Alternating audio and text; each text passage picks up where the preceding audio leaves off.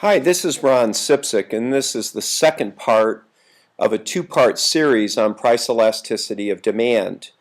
In our first segment, we took a good look at the concept of price elasticity of demand and discussed why it's important to both business people and government to not only understand this concept, but to apply the principles therein. We also, in that first segment, took a look at how price elasticity of demand is actually measured, and we developed a formula shown here where ED, the price elasticity of demand coefficient, is equal to the percentage change in the quantity demanded over the percentage change in price. In other words, our measure of price sensitivity is a ratio between the percentage change in Q and the percentage change in P. We said in that first segment that if buyers are very sensitive, the percentage change in Q will be greater than the percentage change in P. The ED will turn out to be greater than 1, and that will be a sign that buyers are price sensitive or demand is elastic. If the percentage change in Q is very small compared to the percentage change in P, it's less than the percentage change in P. If the numerator is smaller than the denominator, if buyers don't respond a lot to the corresponding price change, then the ED has to be less than 1, and buyers are said to be insensitive to price. Demand is inelastic. And then, of course, it's possible that the percentage change in the quantity demanded could equal the percentage change in price, and if that were the case, the ED would be equal to 1, and we would say that buyers are neither sensitive to price nor insensitive to price. Demand is neither elastic nor inelastic. So in our first segment, we took a good look at this comparison between the percentage change in Q and the percentage change in P. Now in the second segment, we're going to operationalize this formula. We're going to take this formula and we're going to actually put it in a form that we can use to calculate actual elasticity coefficients, and then to take those elasticity coefficients and interpret them to understand the significance in the price change and how that price change affects total revenue. So this is where we're headed. We're headed really towards an application of many of the ideas that we learned in segment 1. Before we dive into this application, though, we need to take a look at some basic math principles. And one of the things we want to look at is the whole idea of a percentage change. And so what I'm going to do here is I'm going to give myself a little bit more space. I'm going to move this up, and we're going to review some basic principles concerning percentage changes. In our first section, we talked about a price change from P1 to P2, and the price of a hypothetical product going from $200 to $250, if you recall.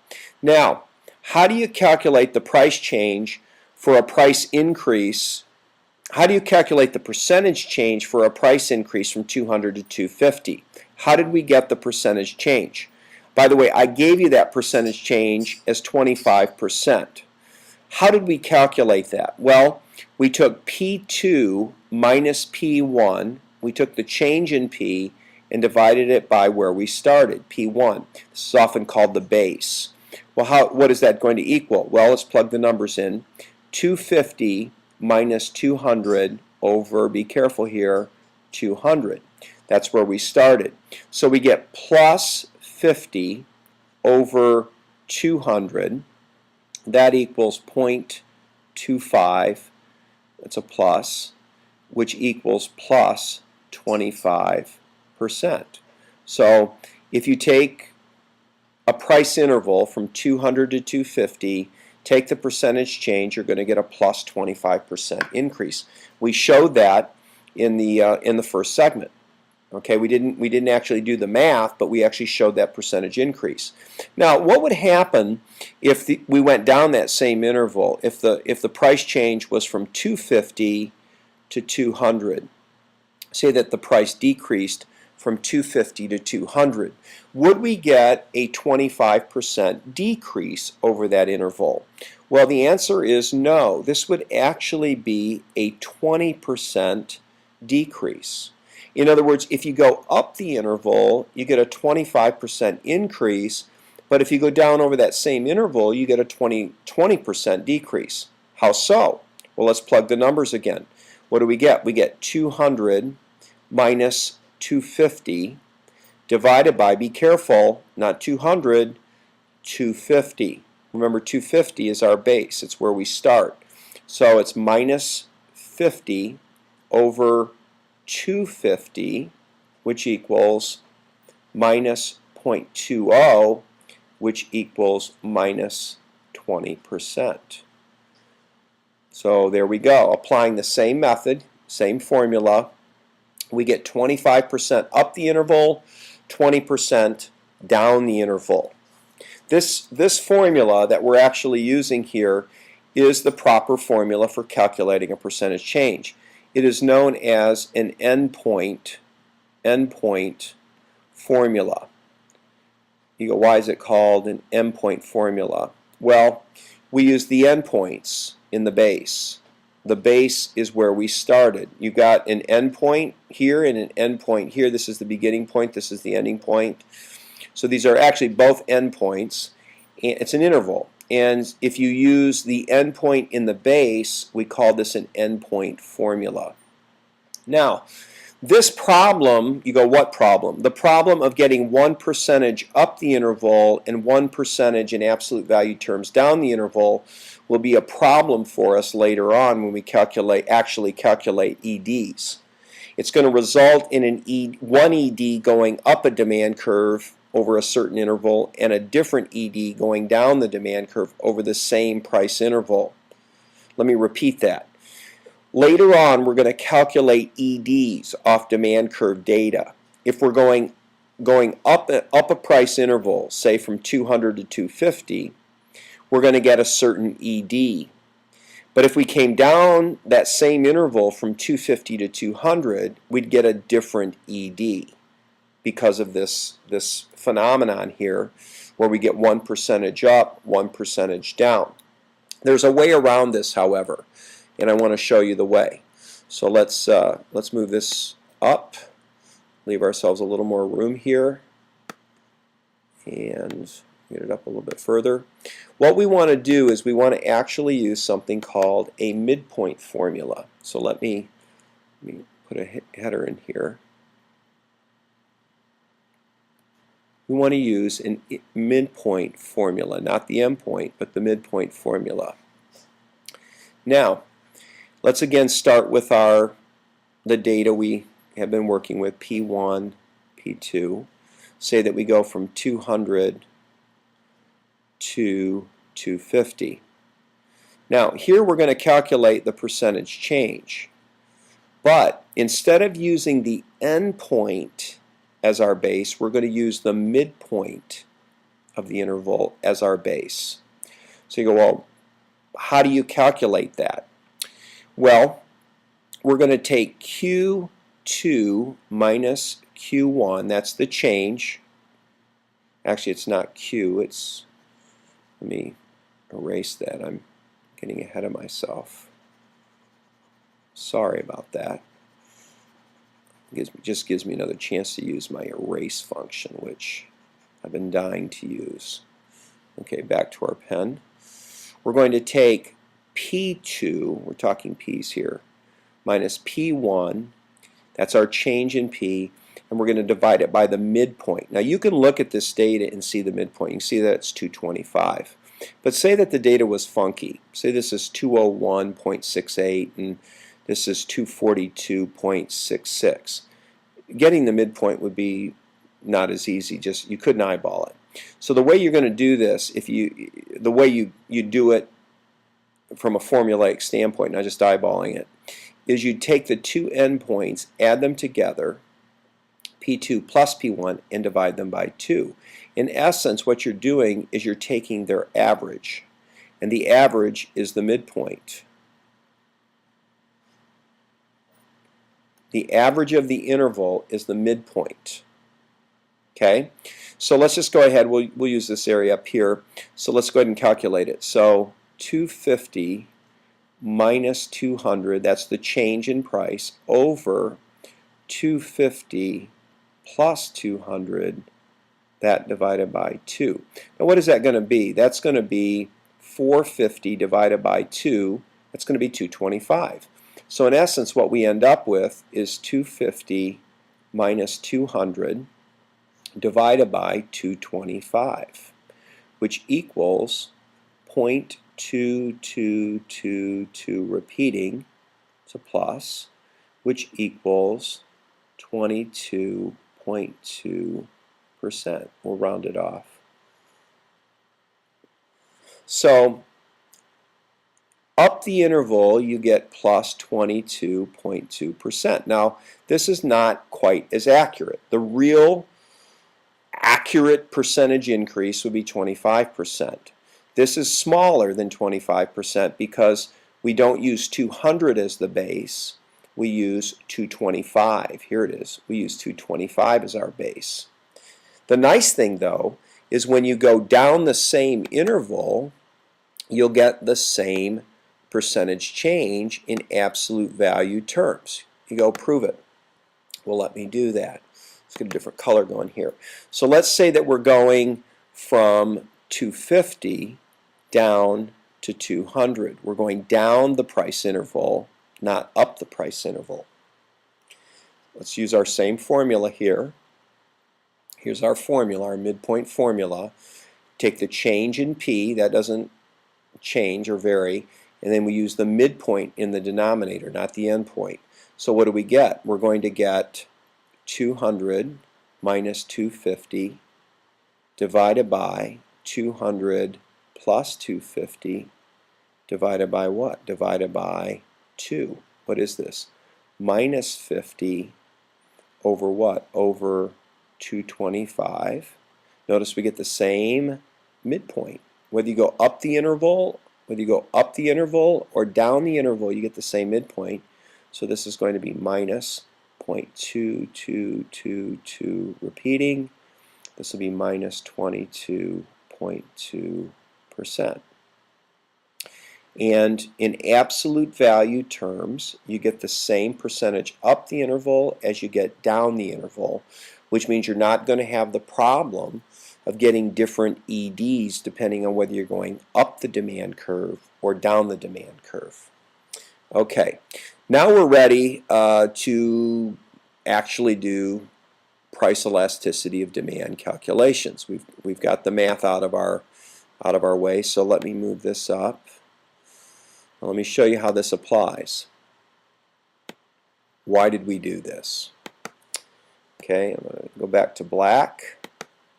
All right, we said that the ED is what? Is the percentage change in the quantity demanded divided by the percentage change in price, absolute value, right?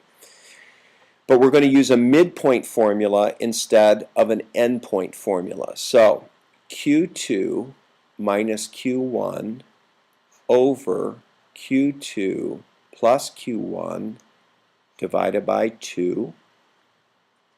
All of that divided by P2 minus P1 divided by P2 plus P1 divided by 2. Now, let's think about this a second. This is calculating the percentage change in Q, but using what? The midpoint as the denominator. So this is this. It's a different color. This is calculating the percentage change in Q using a midpoint formula. This is this.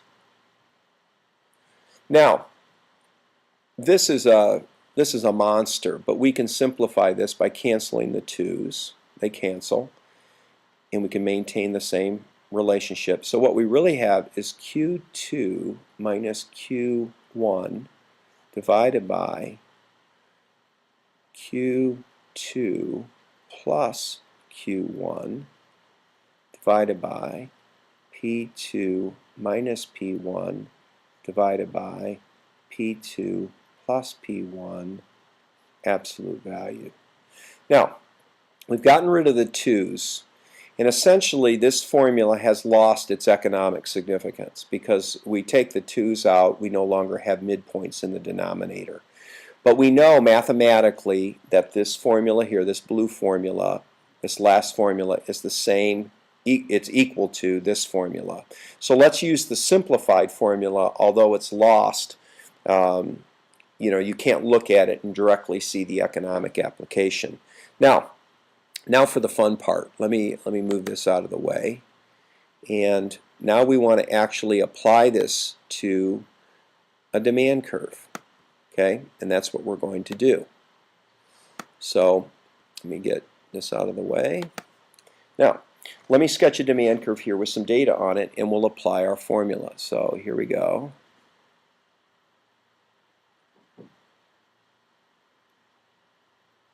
And I'm going to choose a relatively high price up here. Let's say this is 200. Let's go with a relatively low price. Let's say that this is 120. And let's make this 50. And let's make this 100. Okay, so I have 2 points on a demand curve on a hypothetical product. So this is, and I'll say we started at 250 and we end up at 120, 100. All right, so these are dollars. Now, how do we calculate the ED? Well, we want an ED for this interval right here, let's say. Not only do we want the ED, we want to know what has happened to total revenue. All right, we're going to calculate, actually determine both of those things. Now, we're going to call this, if this is 0.1, we're going to call this P1. If this is 0.1, we'll call this Q1, right? This is P versus QD. And this is going to be P2 because the price dropped. We're assuming the price dropped, you move from 0.1 to 0.2. This is going to be Q2 over here, so the quantity increases. Law of demand. Law of demand. So if the price drops, the quantity demanded increases.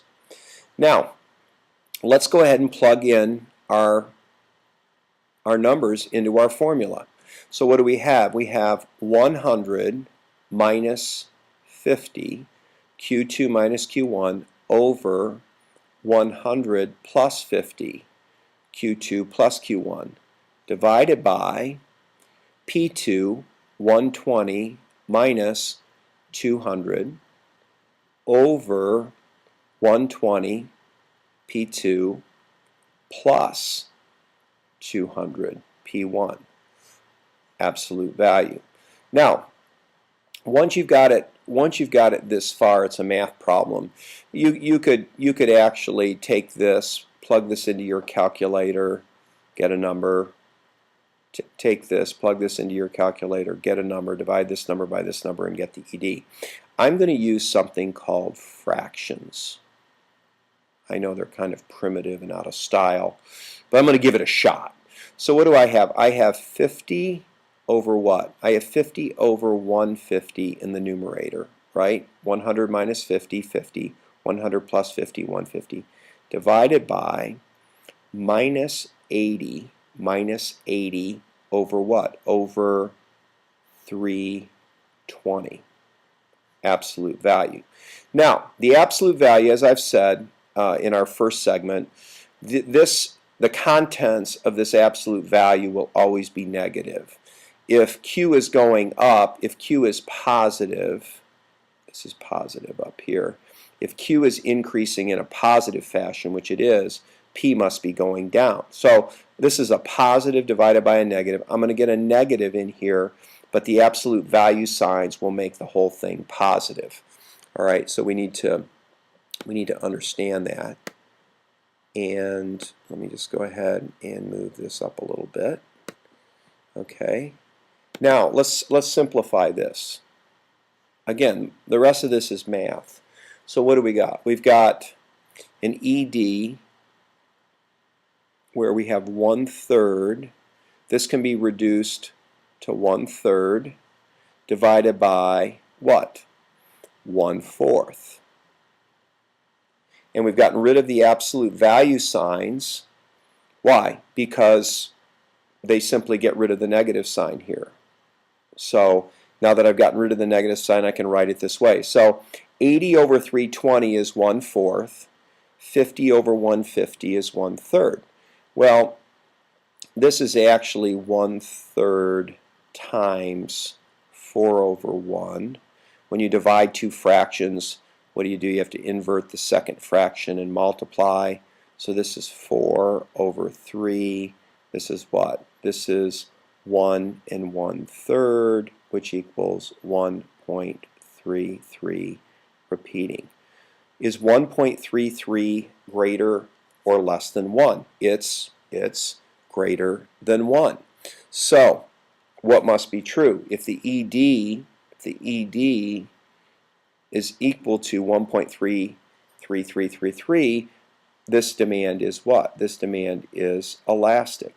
It's slightly elastic. So buyers are on the positive, on the greater than 1 side of the 1 fence, which means they're what? They're price sensitive. Now I'm burning through a lot of space here, so I'll have to move this up again. So let me do that. Okay, and we've run out of space, so we're going to have to wrap this lesson up real quickly. So let's think about what the significance of this is. We lowered our price when our buyers are what? We lowered our price from what? 200 to 120 when our what? When our buyers are relatively price sensitive. What should happen? What should happen if we lower our price when our buyers are relatively price sensitive? Well, they should respond in such a way that our revenues actually go up. All right, let's prove this. Let me come up here. I want to conserve some space. So if you take price times quantity, you get something called total revenue, right? So if we take 200 times 50, what do we get? We get $10,000. So P1, Q1 was 250. So if we charge a price of 200 and we sell 50 units, we have a total revenue of $10,000. If we lower the price to 120, what does it say? It says that the demand curve says we'll sell 100 units. Wow, that means our total revenue jumps to $12,000. So what we did was, listen to this, we cut our price, relatively speaking, not that much, but our sales doubled. Our sales doubled. Actually, using an endpoint formula, that is a 40%. That's a 40% decrease in price. Okay, that's a 40% decrease in price. But folks, this is a 100% increase in sales. So sales doubled when we cut our price 40%. Guess what happened? Our revenues went where? Our revenues went up. So in this case, we lowered our price, relatively speaking, a little. Our sales jumped, relatively speaking, a lot. And guess what happened?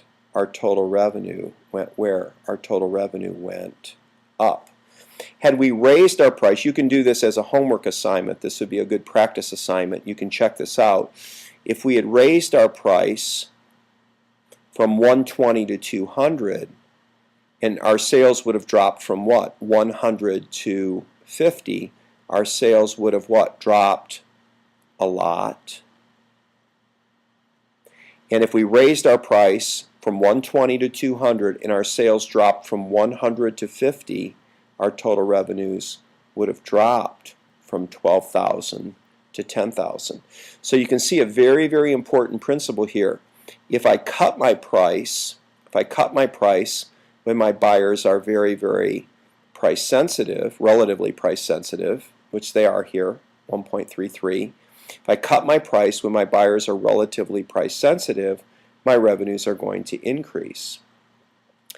If I raise my price, If I raise my price when my buyers are relatively price sensitive, what's going to happen?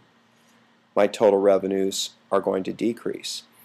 Back to something we said in the original segment, the first segment, you would not want to impose an excise tax on a product like this with this kind of data, because imposing an excise tax on this type of product would drive the price of the product up. But the problem is you would drive your sales down proportionally more, and overall the revenues would decrease, which would make it harder for the government to collect tax revenues off that business. So this is not the type of product, at least over this price interval, where you would want to levy an excise tax. Okay, there is all sorts of implications from this example. But we have run out of space and we have run out of time, so this concludes our example. But I would strongly encourage you to calculate this ED on your own, switch the 1 to a 2 and the 2 to a 1, go up the demand curve. First of all, prove to yourself you get the same ED going up the demand curve as you got going down the demand curve, and then also draw this same conclusion I showed you here, that if you raise the price, your quantity will drop significantly more in proportional terms, and that will reduce your total revenue. All right, best wishes, and that concludes our second segment on price elasticity of demand.